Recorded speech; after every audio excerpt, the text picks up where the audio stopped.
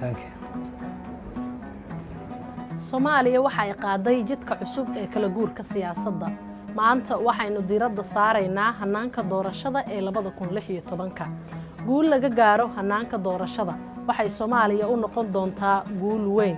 Hanaanka doorashada waa fursad taariikhi ah oo lagu gaarayo matalaad badan iyo dawlad wanaag ay sameeyaan dadka Soomaaliyeed oo ay ku jiraan matalaadda qabaa'ilada, dadka laga tirada badan yahay, haweenka iyo dhalinyarada. Dhammaanteen waxaan u baahannahay inaanu taageerno hanaanka doorashada sababtoo ah waxay dalka u horseedaysaa inuu cagta saaro wadada doorasho ee qof iyo cod ee 2020. Hanaanka doorashada nabadda jirta awgeed waxaanu goobjoog u nahay maanta inay tani xoojinayso Soomaaliya oo xasiloon dariskeedana wada noolaansho kala dhaxayso.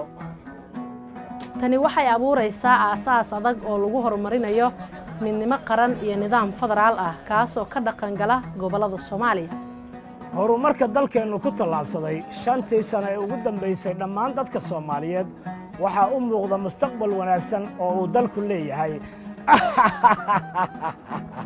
Olaba calanke